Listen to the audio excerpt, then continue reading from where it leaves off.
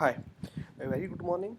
Our series of REST APIs in JavaScript by using ExpressJS would further require MySQL stuff because we want to insert our data to the table and also want to fetch the data by using various REST stuff.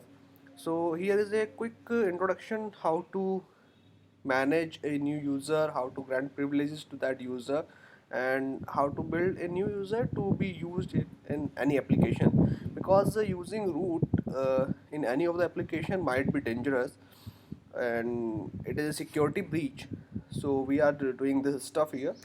So first, I am logging it with root password. I already have MySQL instance installed on my local host, so I'm using this that way. If we want to cover how to install MySQL and how to put that up, so we can do that in a separate tutorial as well, and I will share the link below in the description so you can check it with that as well. So it is asking my password. I'm typing it, and yes, I am connected. So these are databases. So here is a good link of DigitalOcean over how to get all the privileges. So this is the one, how to create a new user by using your root shell. Yeah, it's running. Yeah, wonderful weather here. Just, and I want password, the simplest, the password of James Bond. And yeah, that's all chalk. And here it's code Patshala, so I am putting it CP, and here it is. So it's created. Now just exit from here, and now this time come with user CP and hyphen P as option, and it's asking password, so 1234. Here it is. Show databases is running also here, but it's not showing all the databases. It's not showing the databases where only root has privileges, so it's one thing. So now if I want to create database, let's say test1, so access denied because we haven't grant any privileges to the user. So now move further and grant privileges.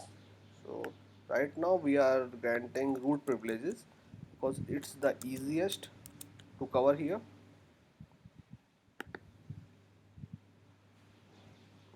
This is not the new user, it is CP, and this part is important. So this asterisk is for database and this asterisk for tables. So we are right now giving access to this user all privileges. So these privileges are read, write, create, delete, and alter, etc. And this is the DB and this is the table. So we are giving all privileges to the user CP. This is basically working on the host, local host, on all the databases and all the tables. And yeah, we are doing it wrong because we are not on the root right now. So first exit from here, again do it this way. Sorry for the disturbance back the back side.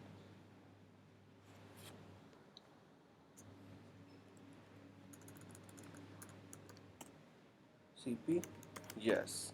So now if we come to the same user which we just created, that is CP and password 1234, and now we want to create a database. Create database test1. Oh, sorry. So let's say test2. Yes, it's created. Now use database the database test2 database change. Now we can create table or alter table or whatever we want to do here. We can also drop test2, sorry, it's drop database test2. Yes, it's done. Exit. Now how to remove this user? So I am again coming from root, my password, and drop user, and that user is cp at localhost, and it should work. Yes, so no, now no user cp is there. So this is how. Let's discuss some more about this. So yeah, we forgot about this flush privileges. It's nothing, it's just a new reload. So if you want to reload all the privileges on a database or in a user, that can be done by flush privileges. So it's just kind of refresh. So this is all privileges, this is for create privileges, for drop privileges. If you want to award multiple privileges to a user, then in that case we just need to give all these options with symbol space. Type of permission on database name, on table name. That is quite simple. I will leave this link in the description and you can get it from there. So in evening I will be doing some stuff on our previous work where we were using post, put and patch, and we'll be integrating that with MySQL database. So bye bye, thanks a lot.